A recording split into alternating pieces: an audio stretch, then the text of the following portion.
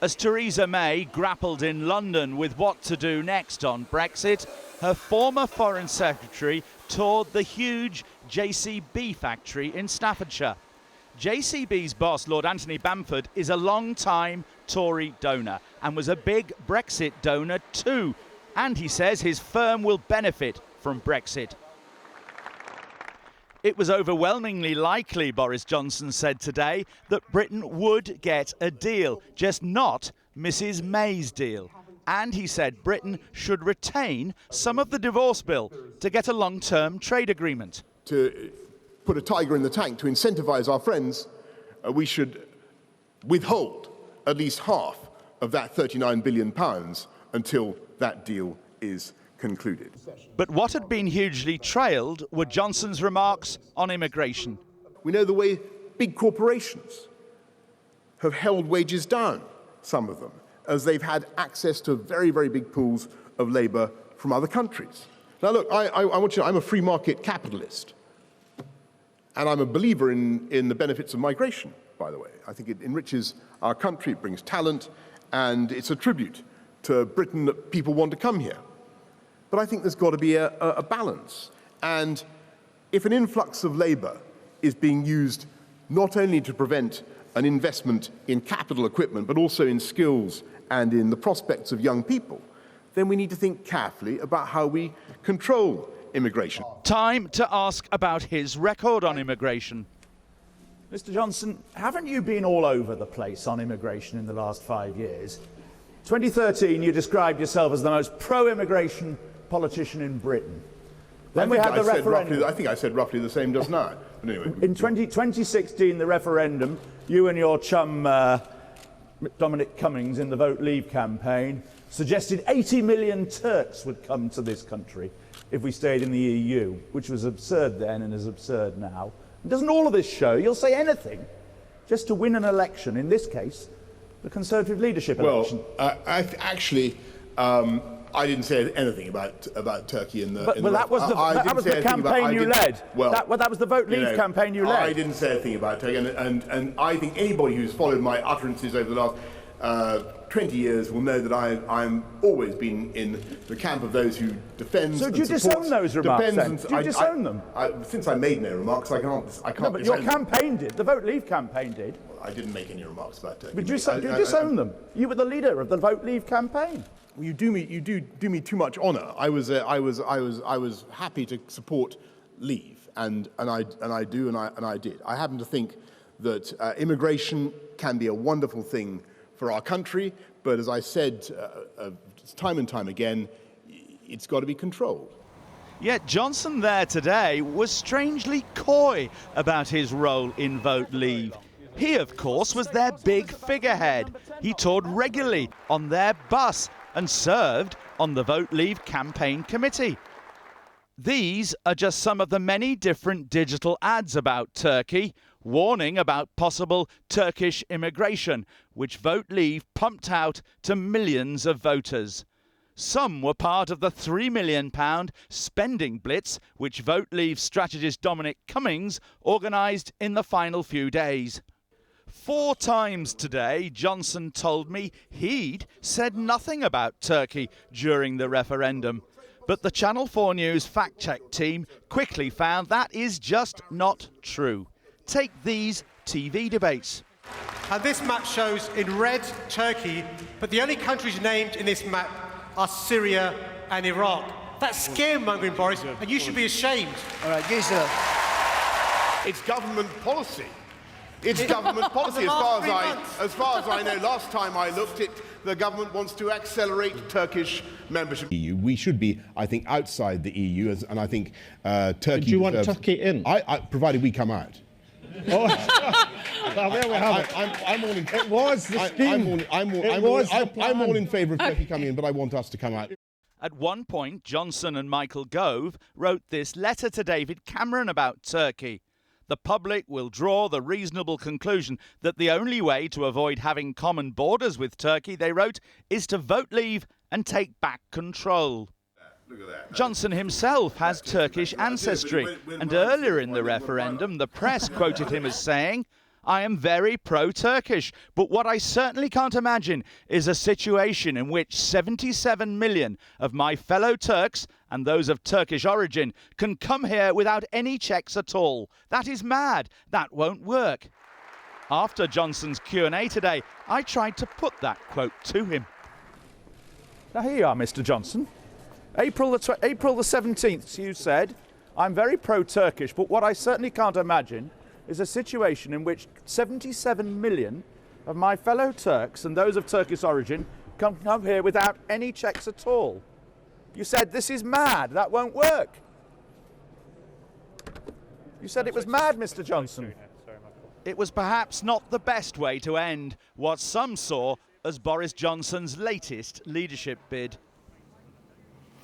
Well, meanwhile, Theresa May in Downing Street has continued her meetings to try and resolve the Brexit crisis, not with opposition politicians today, and certainly not with Jeremy Corbyn, but with Conservative colleagues, mainly pro-Brexit Conservative colleagues, Ian Duncan-Smith, Michael Gove, Jeremy Hunt, Chris Grayling and Sajid Javid among them. Not so far as we know with anybody from the Conservatives who are in favour of a second referendum. There have also been many reports today of civil servants preparing for a possible snap election.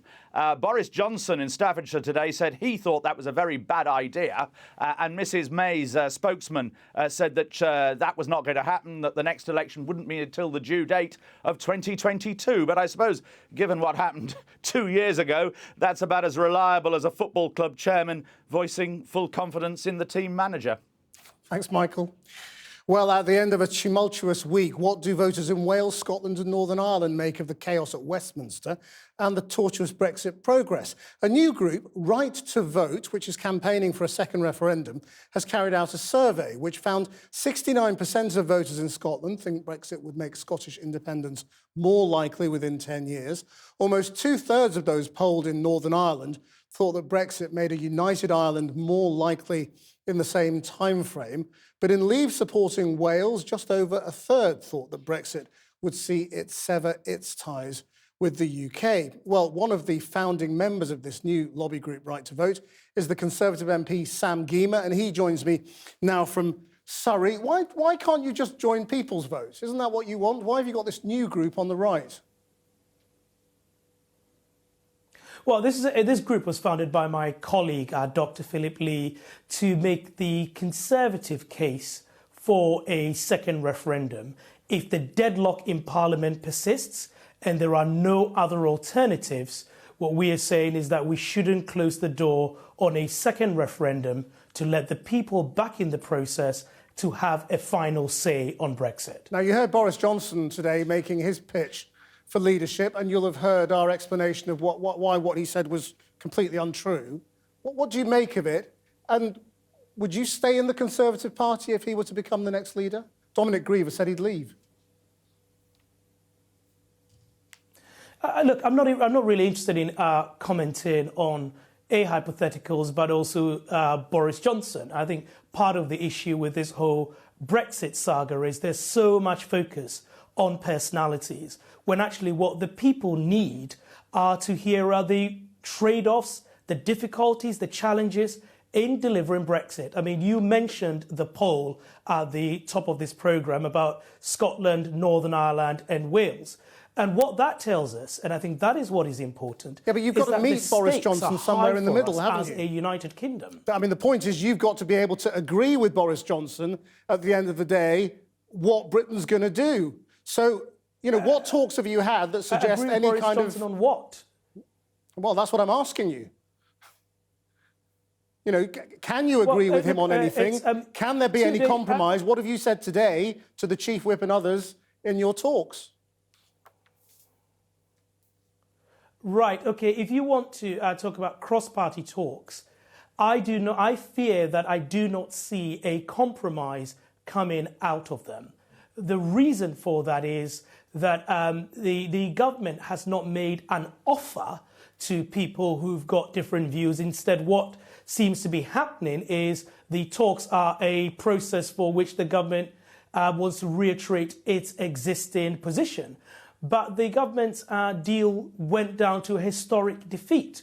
So what you've got is you've got these so-called talks, which have turned into an elaborate lobbying exercise over cups of coffee. So you've got Theresa May, who is not listening. She hasn't made a big offer. There is no clear process. And you've got Jeremy Corbyn, who's saying he wouldn't talk without preconditions. So I do not see this as a recipe for producing consensus in Parliament, which is what we need. Now, it is not surprising at some level because there is deadlock. And why is there deadlock? There is deadlock because we have a hung Parliament. There is deadlock because there are many different flavours of Brexit. Well, let's come to how we break the deadlock. I mean, do you agree, like, with some of your colleagues who are saying MPs now need to take control of what happens in Parliament, that you should now have the right to lay down legislation, take that away from the government? If that proposal is put to Parliament next week, will you back it? Yeah, I think there needs to be a much stronger role for Parliament to contribute to the Brexit process. And the reason for that is there is no deal that can pass through Parliament purely on Conservative votes. Any deal that gets through Parliament will have to be on a cross-party basis.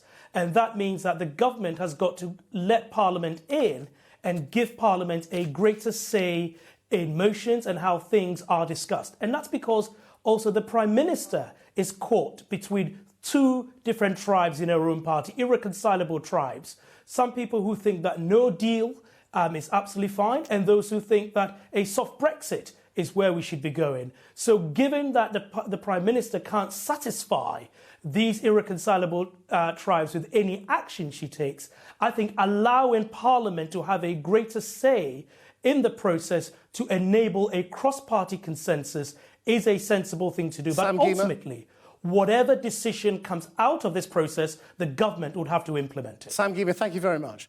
Now, if Theresa May has tough choices to make about Brexit, so does Jeremy Corbyn. Most Labour members support a second referendum, according to polling, but some Labour MPs in pro-leave areas warn that failing to respect the Brexit vote could risk losing support, with reports that some shadow ministers could even resign if Jeremy Corbyn backs a second referendum. Our North of England correspondent Claire Fallon has been to Wigan, solidly Labour for a century, but which overwhelmingly opted to leave, to find out what voters think. Put your order in now. They call this place the People's Cafe, run by the people, for the people. We're in Wigan, a town that's both Labour and Leave. But as with so many things when it comes to Brexit, it's not that simple. Second referendum. Why are you shaking your head? Because I don't think we should have one. I actually was a Remainer, and I would vote Remain again. But we've had a democratic vote, and I don't think we should have another one. The thing a lot of people say is that to have another referendum, people who voted Leave would see that as a massive betrayal, as undemocratic. Well, I was one of the persons that voted for Leave, and I agree that it's undemocratic, but with the way things have gone and the confusion with all the MPs and everything else, it's just gone chaotic. We voted. What are you voting again for? For somebody to change their mind? I don't think you would change your mind. If anything, you'd go the opposite way.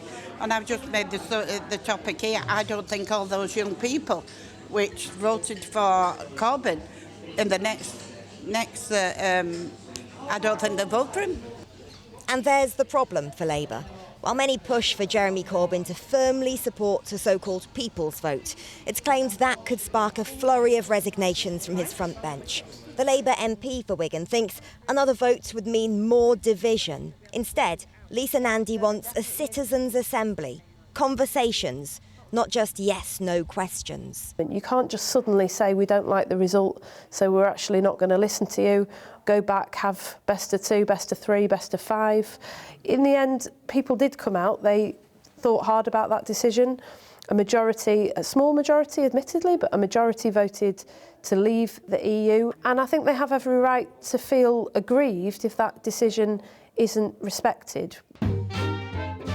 In the rehearsal room at the People's Cafe, 5 of the 7 members of Misspent Youth voted Leave. We've had the vote. It was clear enough. Stay or leave. Voted to leave. So the snowflakes in London couldn't stand that, could they? They're still crying in the coffees.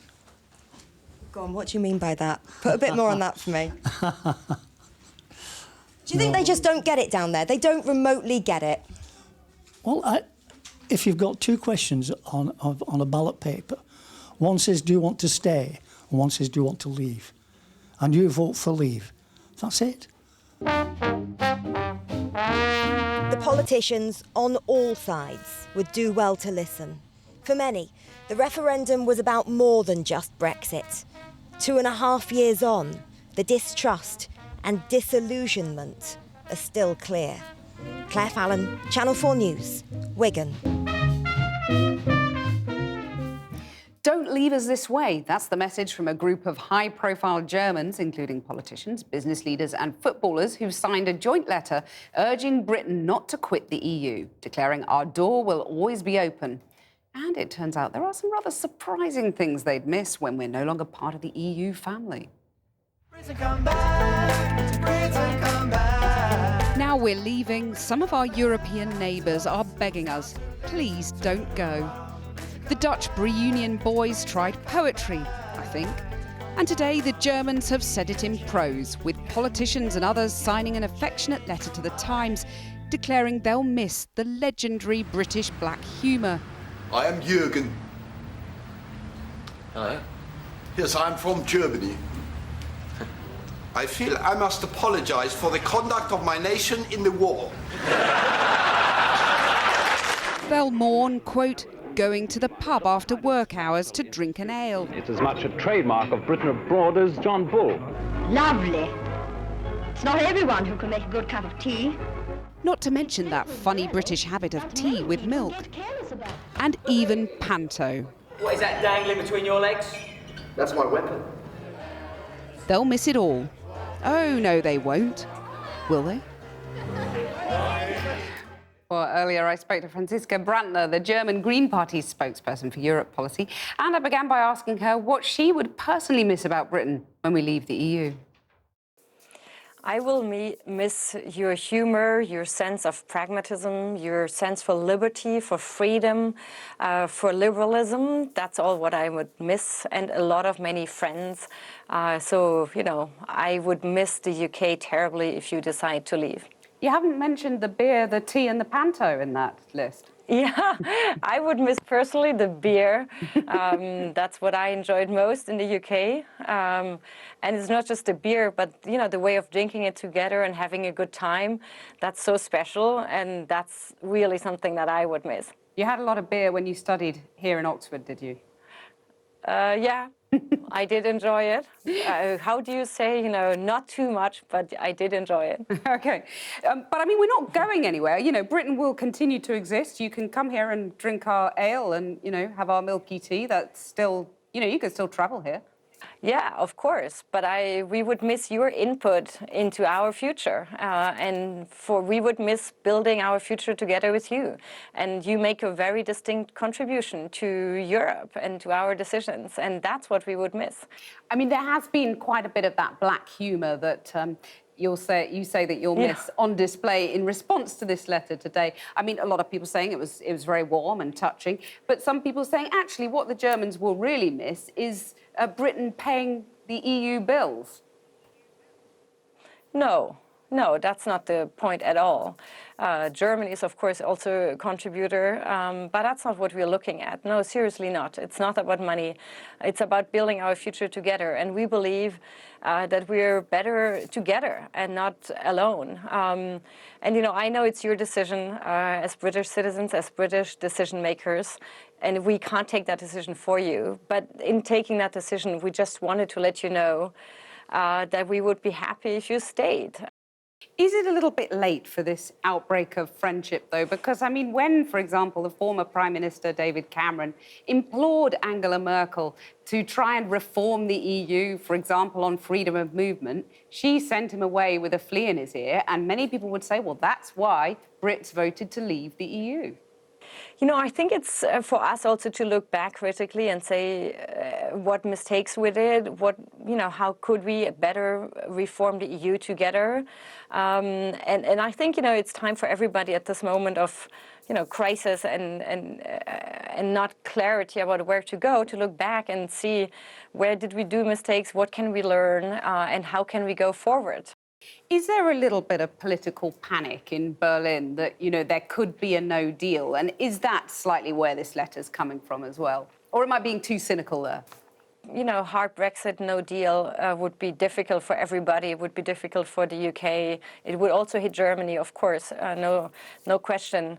But for me personally, it's rather that I see your country in a difficult situation, and it almost gives me pain to see that there's, so much division and so much, so much chaos to a certain extent. And that's what motivated us to say, you have such difficult decisions to take, and at least we want you to know that in the back of your mind, that we would miss you. A love letter. A love letter, yes.